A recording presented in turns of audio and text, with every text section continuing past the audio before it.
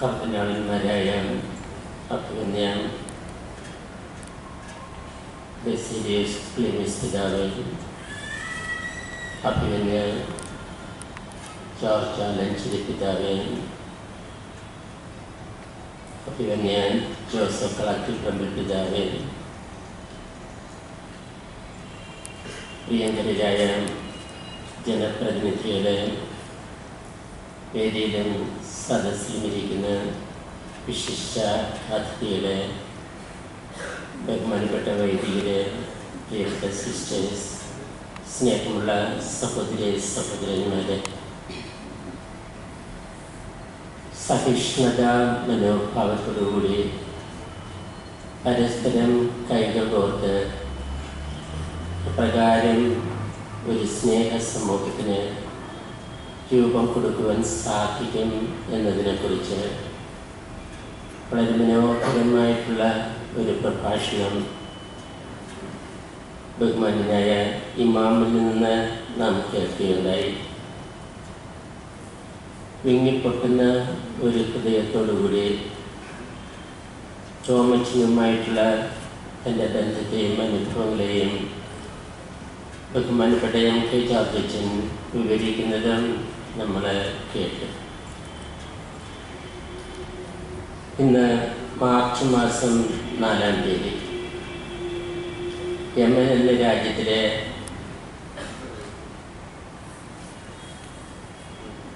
Mother തെരേസയുടെ സഹോദരിമാർ നടത്തിവരുന്ന അഗതി മന്ദിരത്തിൽ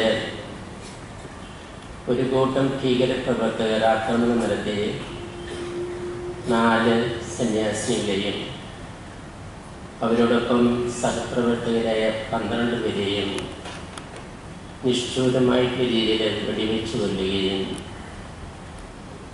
പ്രിയങ്കരനായ ഫാദർ ടോം മുഴുന്നാലിനെ ഒരു ബന്ധിയായി തട്ടിക്കൊണ്ട് പോവുകയും ചെയ്തിട്ട് ഇന്ന് 1 കൊല്ലം തികയുന്നു. ടോമച്ചൻ്റെ മോചനത്തിനായി ഉത്തരവാദിത്തപ്പെട്ടവർ കാര്യമായി ഒന്നും തന്നെ ചെയ്യുന്നില്ല എന്ന ആക്ഷേപം പരക്കെയുണ്ട്. എന്തെങ്കിലും ചെയ്യുന്നുവെങ്കിൽ തന്നെയും അത് പ്രതീക്ഷിക്കുന്ന ഫലമൊന്നും പുറപ്പെടുവിക്കാതെ വെറുമൊരു മരീചികയായി അവശേഷിക്കുന്നതിനുള്ള ഉത്കണ്ഠയും ആശങ്കകളും നമുക്കൊക്കെയുണ്ട്. ഈ പശ്ചാത്തലത്തിൽ മാർച്ച് മാസം 4-ാം തീയതി ആരും അറിയാതെ കടന്നു പോകുവാൻ പാടുള്ളതല്ല. ഇത് മനുഷ്യ മനസ്സാക്ഷിയെ ഉണർത്തുന്ന ഒരു ദിവസമായി തീരണമെന്ന് നമ്മളൊക്കെ ആഗ്രഹിക്കുന്നു. സലേഷ്യൻ സഭയിലെ ഉത്തരവാദിത്തപ്പെട്ടവരുമായി ആലോചിച്ചപ്പോൾ ആദ്യമൊക്കെ അവർ വിപുലമായിട്ടുള്ള പരിപാടികളാണ് നിർദ്ദേശിച്ചത്. എന്നാൽ എല്ലാ വശങ്ങളും വിശദമായി പഠിച്ചതിന് ശേഷം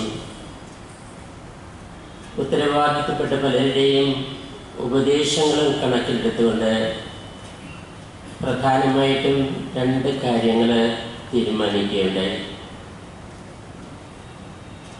നമ്മുടെ എല്ലാ ദേവാലയങ്ങളിലും വായിക്കുന്ന ഒരു വിജ്ഞാപനത്തിലൂടെ കേരളത്തിലെ എല്ലാ സഭാംഗങ്ങളുടെയും പ്രാർത്ഥന സഹായം അഭ്യർത്ഥിക്കുക. രണ്ടാമതായി പ്രതീകാത്മകമായിട്ടുള്ള രീതിയിൽ കഴിയുന്നതും എല്ലാ മതവിഭാഗങ്ങളെയും വ്യത്യസ്ത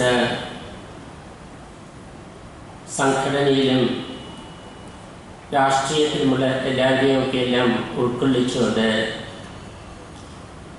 ഇന്ന് നാം നടത്തുന്ന ഈ പ്രതിനിധി സമ്മേളനം സംഘടിപ്പിക്കുക. പ്രാർത്ഥനയ്ക്ക് പുറമെ ടോമച്ചനോടുള്ള വേദനിക്കുന്ന അദ്ദേഹത്തിൻ്റെ കുടുംബാംഗങ്ങളോടുള്ള സ്നേഹവും ഐക്യദാർഢ്യവും പ്രകടിപ്പിക്കുകയും ടോമസിൻ്റെ മോചനത്തിനായി ആവശ്യമായ നടപടികൾ ഊർജിതമാക്കുകയുമാണ് ഇന്നത്തെ ഈ സമ്മേളനത്തിൻ്റെ പ്രധാനപ്പെട്ട ലക്ഷ്യം. ടോമസിൻ്റെ പൗരോഹിത്യ ശുശ്രൂഷയെക്കുറിച്ച് അല്പമൊന്ന് ഞാൻ ചിന്തിക്കുകയായിരുന്നു.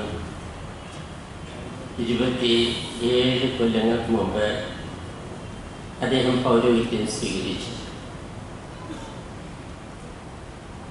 സാങ്കേതിക വിദ്യകളിൽ അദ്ദേഹത്തിനുണ്ടായിരുന്ന വൈദഗ്ധ്യവും താല്പര്യവും പരിഗണിച്ചുകൊണ്ടായിരിക്കണം സഭയുടെ കീഴിലുള്ള ടെക്നിക്കൽ വിദ്യാഭ്യാസ സ്ഥാപനങ്ങളിലെ അധ്യാപകനും പ്രിൻസിപ്പളുമൊക്കെയായിട്ട് അദ്ദേഹം ഏതാണ്ട് 20 കൊല്ലത്തോളം ജോലി ചെയ്തു.